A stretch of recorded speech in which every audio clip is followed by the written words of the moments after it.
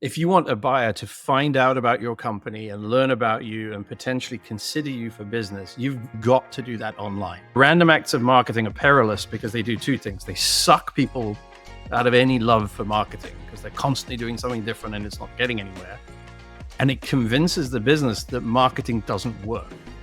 The question is, do you see that build up in vanity metrics turning into a growth in more legitimate leading indicators? At some stage, you have to start selling to people with whom you have no prior contact, maybe not even any prior knowledge, right? It's like the big market, and we need to go out and find those.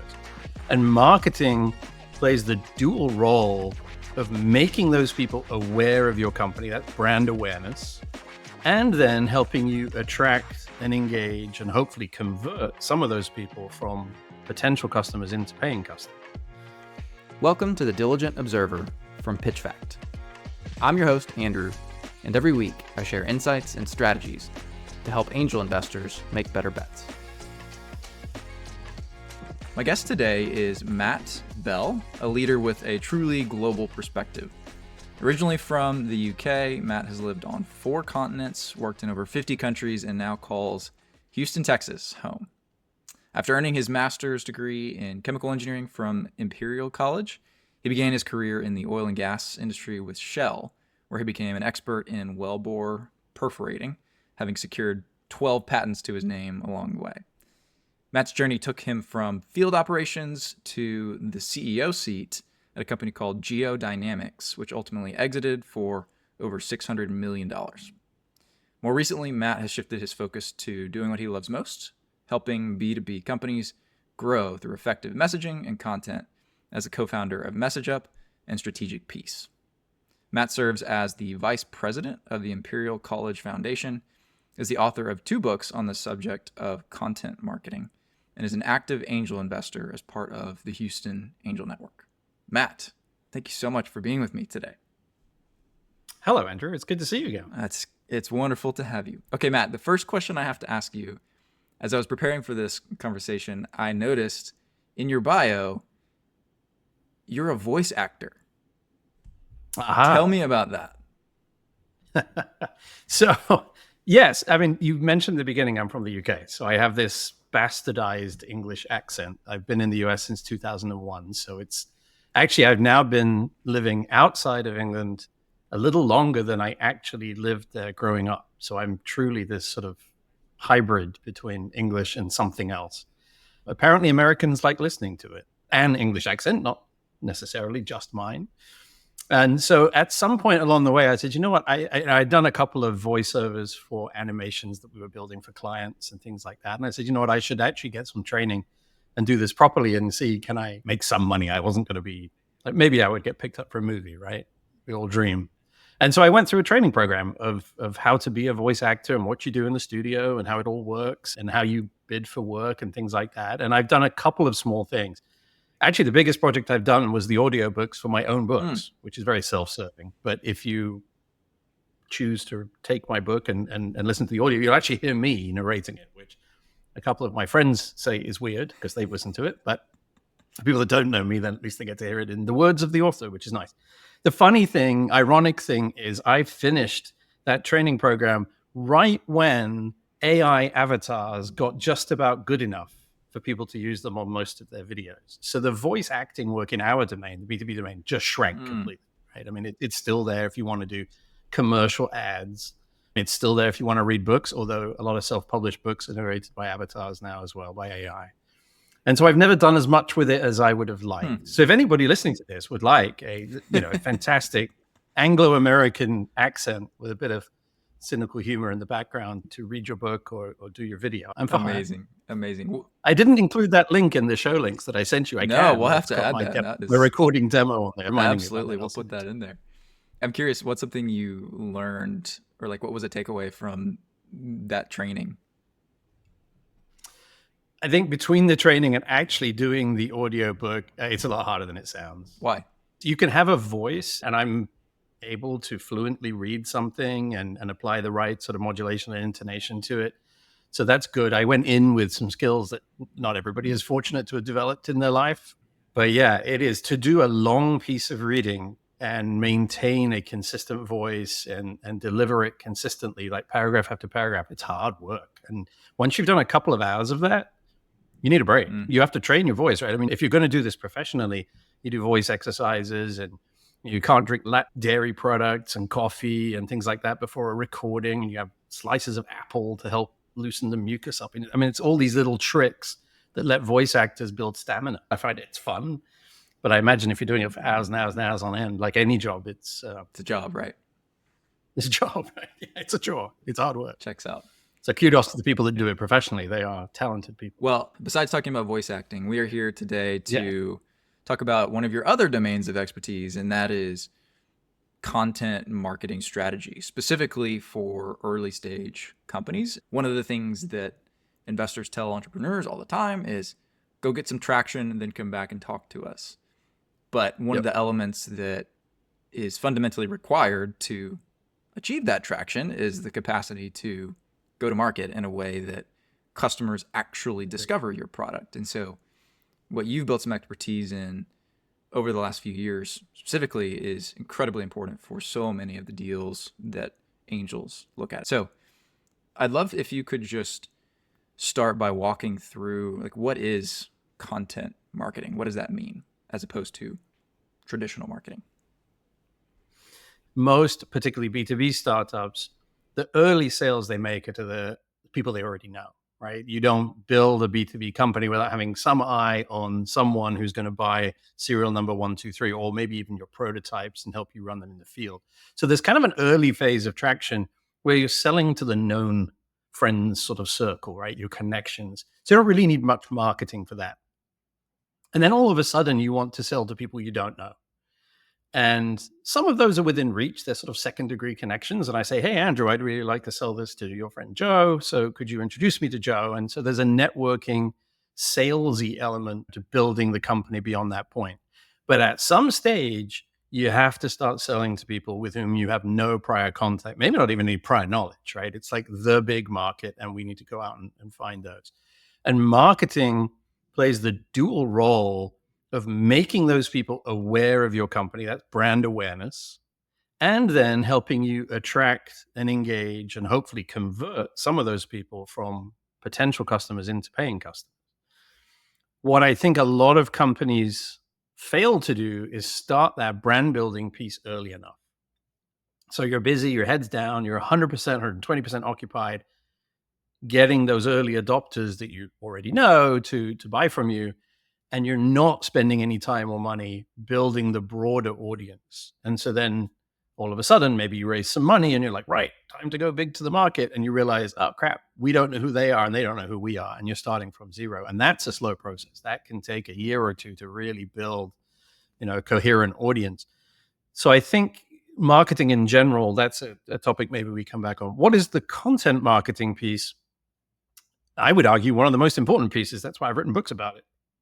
If you want to reach a buyer today, if you want a buyer to find out about your company and learn about you and potentially consider you for business, you've almost got to do that online. There are some exceptions, right? You can show up at a trade show, you can put up billboards. There are some analog ways of getting the message out there. But by and large, buyers are doing their research, evaluating potential solutions, and in fact, making choices, even buying things online.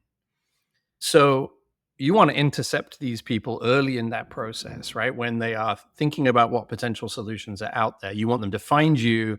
You want them to make a sensible evaluation. And if you're the right solution, they want to pick you. But you don't know who they are. It's not like you can sort of pick up the phone and go, hey, Andrew, I see that you're looking to buy a new microphone. We have the best microphone on the market. Let me sell that to you. So I need Andrew to find out about my microphone, my widget, whatever it is, in his search. So I need to put content out there for him to find. And that's the process of content marketing, is figuring out what information do I have that I can put in predictable places online that my target buyer will find, recognize, do something with, and then come to me at a certain point and say, hey, I'm interested in your solution. Where do you typically see entrepreneurs drop the ball in that transition? At the beginning by not doing stuff fast enough, right? And I think it's not just the entrepreneur's fault. I think a lot of investors, particularly VCs, are reluctant to spend money on marketing before they see that initial traction. So they wait to see that those first few customers buy the product, like the product, solution, service, whatever it is, and then come back for more. And then they say, okay, good, it's working. You have proven product market fit. Now go market it. And they've probably wasted a year when they could have been doing some initial laying of the foundations, getting some of that message out there so that the market is ready to buy from them. So it's kind of a double-edged sword. The entrepreneur's got to realize that it's necessary, and the investors got to support them in that. I've fought battles with venture capital shareholders at my previous companies to get enough budget allocated to do brand awareness type marketing. The other side, I think, is business owners, entrepreneurs and business owners love to talk about what's so great about their company, what's so great about their product, the features and benefits stuff, right? This is what I have the best microphone and it has the best sound quality and it's got this lovely widgety thing on the front so I can adjust the gain. When in actual fact, what the buyer is looking for probably isn't that stuff. That comes later in the process. It's who are you? And why are you any good at making microphones? And how long have you been around? And are you going to support me when I need technical help? It's a lot of other information. So really understanding what the customer needs at different stages in that buying journey, and then making that content available rather than publishing what you want to publish, which is how great you are. And big companies make that mistake too. It's not just founders and entrepreneurs, but it's one that entrepreneurs can easily fall into that trap. I think that makes a lot of sense. And I'm not surprised to hear that, quite frankly, because so many of these early stage companies are strapped for every single resource They are. known to man. And getting budget, or getting, even if it's not dollar budget, getting time budget allocated towards building a marketing strategy feels very, very expensive. How do you think about what enough looks like? Yeah, it is a difficult question to answer because you don't have at that stage at least, a tangible return on investment, right? If you're investing in brand awareness, how do you measure how many people are aware of your business? Usually you do it by a survey, something like that just goes out and asks potential customers, hey, have you ever heard of MessageUp? And you measure that percentage over time. You hope it increases if you're doing brand awareness. But even that is a hell of an endeavor when you're a small outfit with a few people and strapped for resources. So you have to trust that some of this stuff you're doing is laying, the groundwork for future business. And that's hard because whenever you're spending investors' money in particular, they're asking, what's the ROI? Could we be spending that on something else? There's always something else to spend the money on. And anything that requires human resource has an opportunity cost, right? If I take my time and I put it into writing some sort of content instead of being on the phone and talking to prospective customers, right? There's an opportunity cost to doing that. So yeah, 100% agree that it's a tricky issue. Coming at it from the other end, we can look at B2B businesses that are out there, and there are plenty of companies that spend their time surveying them and gathering statistics. The way I like to fill that gap is to say, if you look at B2B companies who self-analyze and say, our marketing is successful or very successful, there's a band of spending that they're in, right? They're spending a certain amount of money to get to that point. And so we can derive some rules of thumb that say, roughly speaking, if you are a growing business, you should be spending between 10 and 15% of your target net revenue on marketing. So if I'm shooting for $1 million of new revenue, I should be spending somewhere between 100 and 150K to get that. Now, if I'm in a land grab market, like a software as a service or an app market that moves very, very fast, I might have to go more than that. That might be 20, 25%. You really have to spend the money to grab it before somebody else has a winner takes all type market. And if you're in a company that is growing, but really just sort of maintaining market share, maybe it's a bit less. Maybe it's 8 to 10% of revenue. So those are the kind of rules of thumb. Now, every company and every market is different. And so, you have to look at that number and go, does it feel right? Does that seem like a number that I can support? Does that seem to get me enough marketing? If not, then maybe it's even higher. In my experience, when I take that rule of thumb and I use that 12, 15% of revenue and I come up with that number, most investors take a deep breath, if not fall off their chair and say, are you serious? So it's certainly not a small number. They see it as a big number. So we're already in that negotiation of yes, and here's why. Could you give an example of a company that you supported or an investment you made that did this well, or you think is continuing to do this well? I'll talk about Geodynamics quite a lot because it's the one company I saw from cradle to acquisition, right? I mean, it's still going. It's a fantastic business. We built that from startup to exit. And I think we struck about the right balance in terms of marketing. I like to say we always marketed one size bigger than we were, or we marketed one phase ahead of where we were. So rather than, as we just said, waiting to get to a certain point in the business's life and then say, right, what do we market for the next phase? We were kind of getting ahead of that game. Now, we were marketing into an established sector. Perforating equipment, which is explosive devices that are used in oil and gas wells, is an established thing. We had some new technology we were bringing into that space. So we had to establish our credibility as a new player, and we had to convince them that this new technology was the way to go. And I think we struck a good balance of brand marketing, getting the company's name out there, and technical marketing, where we showed the test results and the case histories to support the fact that the technology we were pushing was better than the state of the art at the time. Memory's a funny thing, right? Everything looks good in hindsight. Did we sit down and say, what is our target revenue? Let's take 10% of that. I don't recall. I knew less about marketing in those days than I do now. So I would advise my younger self, that's what I should have been doing. But I also think we had a board of directors and a management team that understood it. They realized that if we didn't do effective marketing, we were going up against big companies, Schlumberger, Halliburton, Owen Oil Tools, some of the big players in the oil and gas space. So we knew we had to be very effective and incisive with our dollars if we were going to push our way into that market. You mentioned something that I think is interesting. You used the word effective marketing. Because you and I both know we could throw 15% of our target revenue at marketing and not see the return that we're looking for. That's an easy trap for entrepreneurs to fall into as well. What does effective marketing look like to you? Let's say you're looking at a small growing company, 2 employees raising their first round of funding. They've begun to do a little bit of marketing, but it's fairly lightweight. How do you assess effectiveness in your own personal investing? There's sort of a couple of questions in there. The first, how do I think a company should assess its effectiveness of its spend? I think you need to know what your marketing objectives are, and they need to be tied to the corporate objectives. So for some companies, it is very much about building an engaged audience. We need a mailing list, essentially, of tens, hundreds, maybe thousands of people from within which we're eventually going to, generate users or buyers.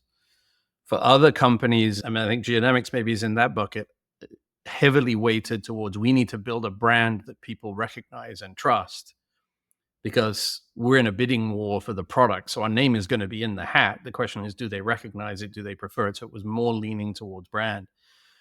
So we had to have those as corporate objectives and say the company needs to establish itself as a recognized brand. Okay, well, what does that then mean for marketing? It means we need to be seen in a lot of different places. We need people saying, hey, I've been seeing you everywhere. I've seen you online. I've seen you at shows. I've seen you sponsoring things.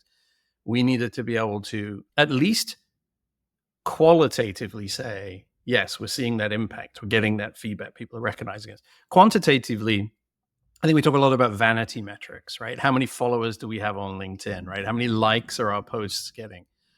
Those, they are vanity metrics because they don't pay you anything, right? And there's no guarantee that someone that follows you or likes your post is ever going to buy anything from you down the road. The question is, do you see that build up in vanity metrics turning into a growth in more legitimate leading indicators? What are the leading indicators of your business? Is it how many email addresses you have? Is it how many demos you've done? Is it how many free users you've got that can become premium users? Something is telling you that you're engaging an audience that is going to buy from you at some point. In some markets, the sales cycle is extremely long, right? The replacement cycle on a piece of software might be every 5 years. And so I have a contact with a company, they really like what we're doing, but they're like, well, we've still got 2 years left on our license, and under no circumstances are we replacing it before then. well, great, I can stick them in a bucket that says they're 2 years out, obviously move them along as time goes by and start to build a funnel or a pipeline or whatever metaphor you like for it of business. So I think marketing is easier to measure on that sort of funnel pipeline side. I know it's a little out of fashion to think about marketing that way of like we generate leads and we qualify leads and we pass them to sales and they do something and hopefully we sell. But the reality is, in a lot of cases, about all you've got. It's about all you can see is how many names have we added to the database? How many of them have actually asked for a quote? How many of them are really negotiating on price or on whatever it is? And how many of them have we got a commitment for? So yeah, I would say the big thing for me is when I ask, let's say I'm asking a startup, well, what are you going to do to grow this thing? How are you going to reach your audience? If all I hear is social media, that's it, right? No further explanation. That worries me. Because yes, you go viral on social media, you get millions of people watching you. But how do you know that's actually going to turn into any business? But if you tell me we're going to publish posts on social media, we're going to engage with those people, we're actually going to start responding to their comments and having discussions with them and connecting with them and getting their contact information and putting them into a database, the ones that we quantify. Oh, okay. So you have a social media engagement strategy. It's not just a social media attention strategy, right? It's easy to generate a lot of attention. You can do some crazy stuff on any of these channels and generate some attention, not all good. But can you turn that into engagement where people really start to not just follow you, but actually actively want to do business with you? That's a different story. So what would you say are the 1 to 3 questions that you would ask an entrepreneur to get a good sense for their pulse and their strategy around marketing? I love the one you just said. How are you going to grow this thing? Period. Yeah. So marketing is not just making things look pretty and putting logos on shirts, right? That's a piece of marketing because that is part of a brand. Your brand should be consistent and your team should, if they're going to wear company clothing, it should match the rest of the brand. So there is a piece to that. Do you understand marketing, or how much do you understand about marketing? And a lot of entrepreneurs will honestly say, yeah, not very much. I'm going to hire someone to do that. Okay, that's good. Good that they're aware that they don't know, right? And then, okay, well, what are you going to hire that person to do? Or if you think you do understand marketing, what's your strategy? What intentional things are you going to do in the marketing domain to start building future business and building the brand? And then I think the piece we've already talked about, which is how much are you planning to spend on that? How are you arriving at that amount of effort and amount of capital that you're going to invest? What's the logic for how you're deploying that? Because if there isn't a plan, if there isn't a strategy, the chances are it will end up as random acts of marketing, which I love to hate on every podcast, which you see a lot of companies doing. What is that? What is random acts of marketing? I think we should do some LinkedIn posts. Okay. LinkedIn post. That doesn't seem to be doing anything. Why don't we do some Twitter posts? Okay. Twitter post. Wait, we haven't been to a trade show in a while. Let's go to a trade show. Hey, did we get anything out of that trade show? I don't know, really. What else can we try? We haven't done video, and it's just that constant hopping between topics that seem hot or like pop into the entrepreneur's mind or whatever it is, or somebody comes on a podcast and says, hey, you should do content marketing. And so off they go. We need to do content marketing. It has to be strategic. You can't do it all. I tell clients, look, 2 or 3 channels at a time. That's all a small business can manage. And if you master those 3 and you've got the resources, sure, go ahead and do something else. Or if after a sustained period of time, maybe 6 months, one of those channels just is not bearing any fruit, think about stopping it and doing something else. Don't just add. You've got to recycle those resources onto something else. So random acts of marketing are perilous because they do 2 things. They suck people out of any love for marketing because they're constantly doing something different and it's not getting anywhere. And it convinces the business that marketing doesn't work. When in fact, you're not given anything chance to really play out.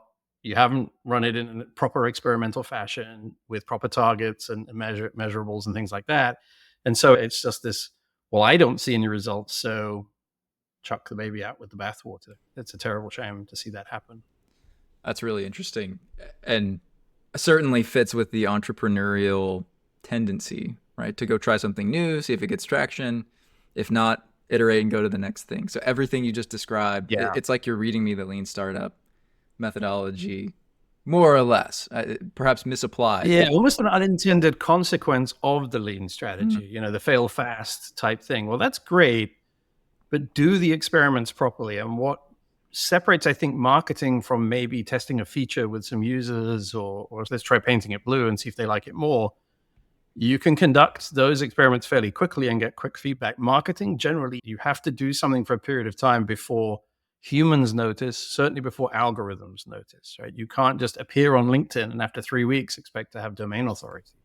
You've got to show up a lot before people and algorithms will notice you're there, and you do that over a consistent period of time. So experimentation in marketing is a game of experiments, because the goalposts are constantly moving, right? The market is changing, your competitors are doing different things, customer preferences are changing, technology is changing. And so you have to constantly be experimenting, but you have to do it in an informed way. And an experiment, unfortunately, experiments take a long time. And the usual problem that we have in many situations, if I change 3 things at once, how do I know which one made a difference? And so I launched 3 different strategies in parallel, and suddenly, yay, we've got new leads arriving on our website. But can I really tell which of my 3 marketing endeavors drove that? No. So I should really do them in series, right? Which takes even longer. And that mentality of trying to do everything quickly, there are some things you simply can't rush. You cannot force an audience to respond when what actually you're doing is you're getting their attention, and they're testing you out, and then you're earning their trust, and they're starting to like you, and they're coming back for a bit more. And so if you're consistent and you keep showing up with authentic, helpful information for them, then they'll go, I have noticed that company is really good for this stuff. I'm going to go there more. I'm going to start preferring their website when I'm looking for something rather than Google. You just used a word that I want to double click on. You used the word authentic. Ooh, Say more about why that's important. AI is one of the reasons authentic is important. I've just finished recording a video for another event. It's a 20-minute long thing. And the title of it is Why Authenticity is the New Spice That Turns Bland Content into Something Effective and Impactful. And it's a belief I think I already had 3 or 4 years ago when MessageUp was kind of getting started, but which has grown exponentially alongside AI. What AI has done, and I'm not telling you anything you don't know, is allow every Tom, Dick, and Harry to make really good looking content, right? So it's lowered the barrier. What used to take a team of professionals hours now takes an untrained person minutes. The net effect of which is there is a whole bunch more content arriving on any channel you care to name. Most of which, though, is regurgitated. It doesn't have an original point of view, because the human is what injects the original point of view. So we're drowning in this sort of wishy-washy beige content. And as humans, we're wired to basically filter out as many of the stimuli that are attacking us as possible so that we can spot the ones that matter. That's how we dodge the lion back in the day, right? That's what our lizard brain wants to do. And so we do the same thing when we're on the internet, right? We scroll, wait, that one got my attention. Now, with this tsunami of AI-enabled content coming through, it's harder and harder to be that thing that stands out. What we can do is play on another innate human trait, which is to prefer things that seem authentic, that seem trustworthy. So I look at your content and I say, does this sound like it was written by AI? If it does, I'm just going to ignore it. Does this seem like a genuine message from a human being that I can trust? Or does this sound like something that's trying to hoodwink me and suck me into buying their product? The more you demonstrate authenticity, the more effective that content's going to be. The greater chance it has, even though it's still got to randomly appear on someone's screen and they've got to choose to read it, but the greater that they read it and go, oh, I like that. That's different. So there's a couple of ways to demonstrate authenticity. One is injecting your own point of view, right? So I have, as you can tell, clear views on certain things. If I consistently express those views, people who see me more than once will say, yeah, that's Matt. I know that's Matt. They should be able to pick up a piece of content without my name on it on the topic and say, I think I know who wrote that, right? That's really authentic if you can do that. The example I used in the video that I just recorded is, how do you know that a Rembrandt painting is genuine? Now, obviously, you can do some science on the pigments and things, but let's put that to one side. Just looking at it, how do you know it's genuine? Well, it really helps if you've got 4 or 5 other Rembrandts around it to compare it to, right? So someone needs to see multiple pieces of authentic content to begin to go, yeah, I can see the pattern here. I recognize the opinions, I recognize the style. And then it helps if you know a little bit about the author or the painter. If you happen to know that Rembrandt is famous for light and shadow and that he captures emotions on the face of his subjects, you can see the difference between his paintings and somebody else's. And so if you know a little bit about the author, so that people got to get to know you to be able to gauge, is this an authentic piece of Matt's content? Did Andrew really write this? If I know enough about you and I've read enough of your stuff, I probably can. So you could probably tell if I suddenly used AI to write my next Substack newsletter because you've read my other Substack newsletters and you go, this one just doesn't sound the same. It doesn't have Matt's usual witty asides or unique point of view in it. And so I think authenticity, that's why I call it spice. It's like you go to a restaurant, the food's bland. You go to a good restaurant, you go, oh, wow, I love the taste of their food. I think the same is true for content, right? If you read content by someone who has got valuable opinions to share and they do it with an authentic style, you appreciate that and you come back for more. It's spicy. It feels like there's so much overlap between this concept and the belief that an entrepreneur brings to the table when pitching a business. I wonder how you see that connection materializing in your own investing pattern. Like when you see a company that's just another AI company, do you go, next? Versus somebody that's doing something totally different and stands out and is unique, and you go, oh, that's interesting. So I could turn that around as a question to you. Have you seen a pitch where you've gone, that doesn't sound right. It doesn't sound authentic. I don't think they actually believe what they're saying. Oh, all the time. It's a rhetorical. All the time. Yeah. We've all seen it. So we can tell. Our antenna is very good at picking up on, is this guy saying what he thinks we want to hear? Or is he or she really telling us how it is? And humans are really good at picking that up. And I think when you're in a situation like, for example, the Houston Angel Network that you're familiar with, even if it's just a screening committee, there's probably 6, 8, 10 people that are listening to that story. The aggregate of that group's authenticity antenna is almost perfect. So if that person is bullshitting, we know, right? Let's call it the bullshit detector, the BS detector. That's what we call it. And yeah, it just does not help to fabricate or put a facade around. You need to tell it how it is. That's authentic. Now, there is authentic kind of bravado, right? Entrepreneurs, visionary entrepreneurs, genuinely believe that this thing that's half-baked, that only does a fraction of what it's eventually going to do, will be this promised thing down the road. So they can authentically articulate that vision. And good entrepreneurs are able to say, this is what we are today. This is the problem we're going to overcome. Here's how we're going to do that. And here's where we're going to be in 5 years' time. And look how amazing that is. They can just tell that vision story and you just lap it up. You go, where do I sign? Because it's authentic. They believe it. They're not making it up. There may be some leaps of faith in there that I don't quite know how we're going to do that, but I genuinely believe we can. The words genuine, consistent, authentic, all kind of mixed together in that answer, I think. I love that. And having looked at a couple thousand companies over the last 18 months. You've done this more than most of us. So you can tell real quick when something is just like the next thing, or they found an idea off of Reddit and they just decided to run. I'll tell you where I think it's a challenge. 2 areas. One is when you see student teams, right? So they're coming through, like we have Al Spark at Rice, Red Labs at U of H here in town, but all universities, I think most do it now. And they have pitch competitions. So they are sort of pseudo entrepreneurs, right? They may actually genuinely be spinning up a business, or it might just be more like a project idea in their MBA class.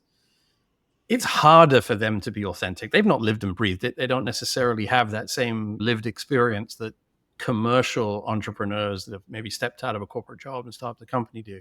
So I think you have to be a little bit careful at the Rice Business Plan competition, where we see really world-class student teams, but even they don't necessarily have yet that truly authentic, this is me, right? Yeah, they may or may not even continue with the business after they graduate.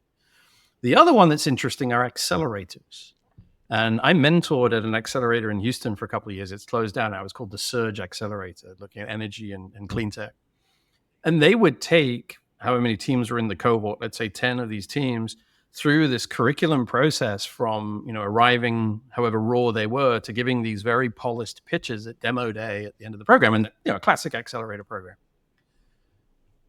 But it's very fitted, right? So they're coached very heavily on how those pitches should sound. And I remember being at demo day, this is going back a few years. And when the sort of fourth or fifth person stood up and said, raise your hand if you've ever experienced, a microphone failure whilst on a Zoom call. And it's like, oh my God, you're literally following a formula for what this script is supposed to be. And the authenticity just evaporates. It's like they are just acting in a role. And put an avatar up there, teach AI to do it. It could probably do just as good a job. And so I do think those programs need to take this on board as well and say, all right, who is this authentic founder? Some of them are terrible speakers. Well, don't try and make them something they're not then.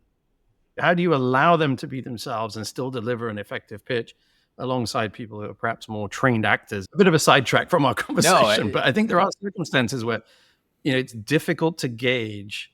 I'm picking up that this is not the most authentic pitch I've ever seen, but is there a reason for that?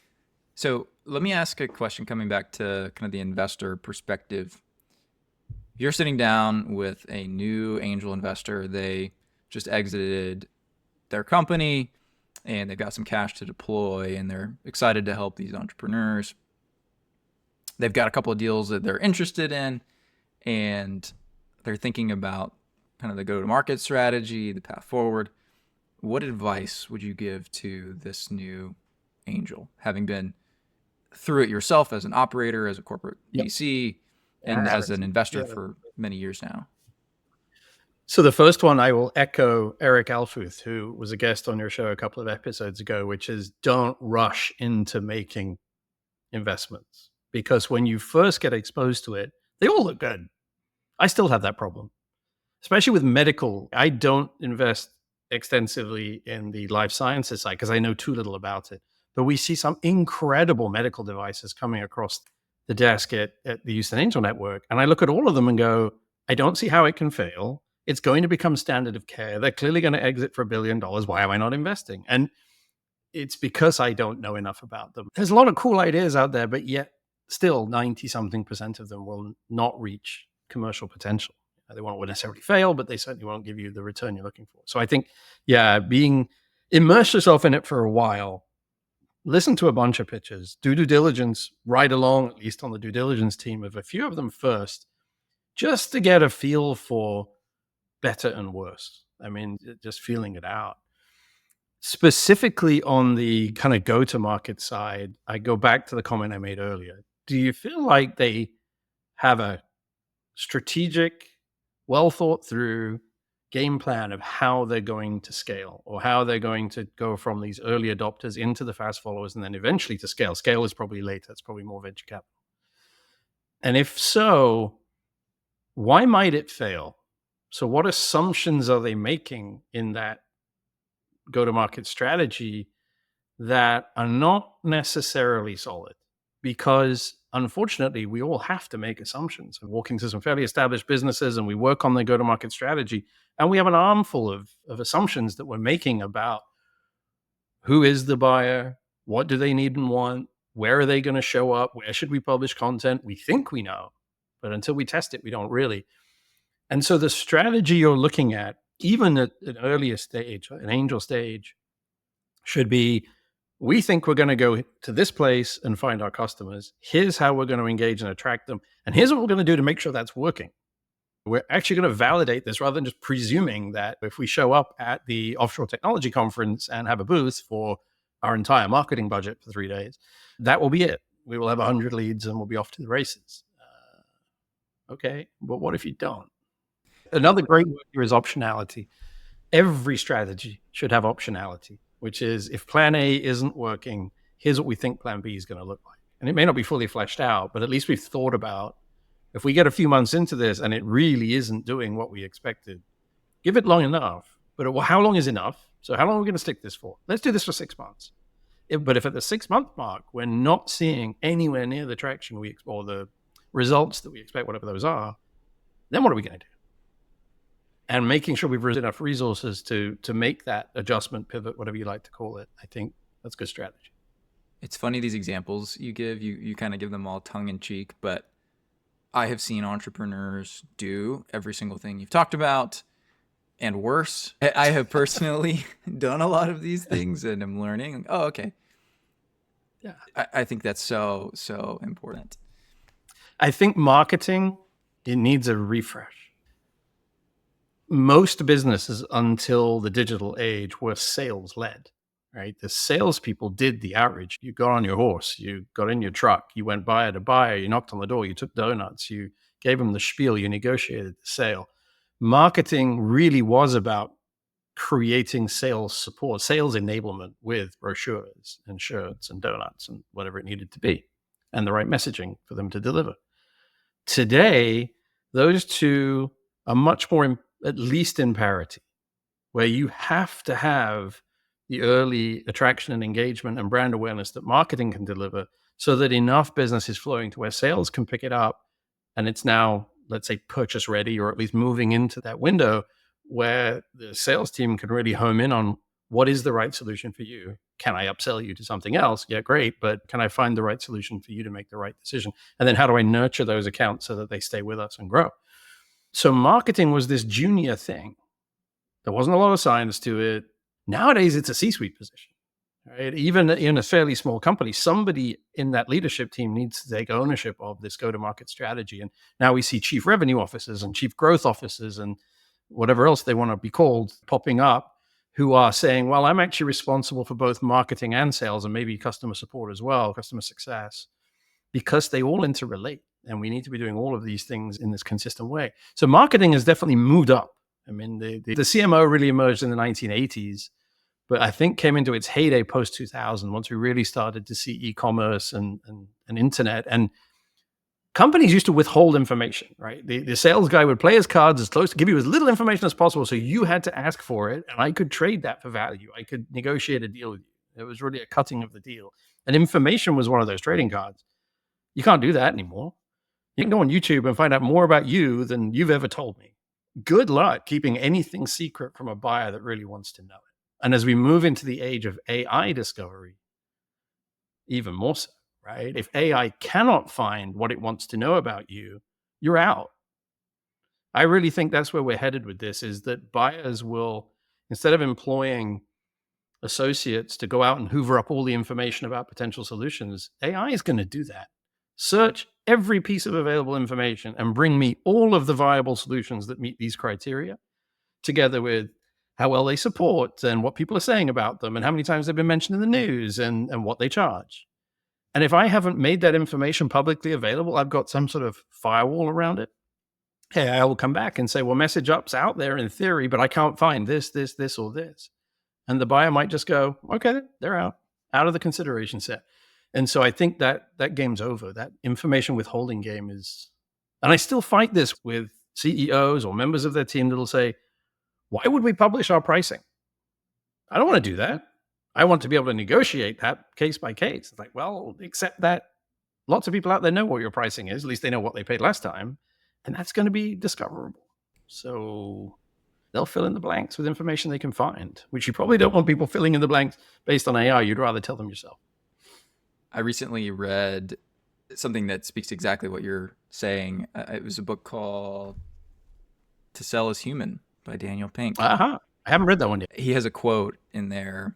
I'm misquoting it, but it's something along the lines of, the world of sales has transitioned from a world of caveat emptor, buyer beware, to a world of caveat venditor, seller beware, where the provider of the service no longer holds the cards, the buyer does, and information is no longer a trading card, like you said.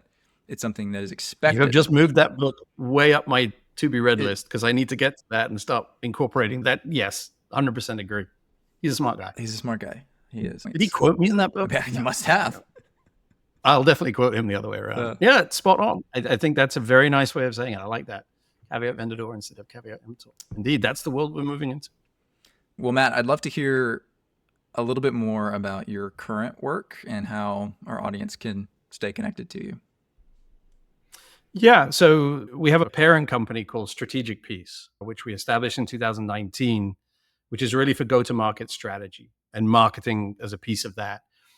I created the MessageUp brand in 2021, middle of the pandemic, sort of reflecting on what were our clients struggling with the most. And there was a reason for that. Things were changing very rapidly.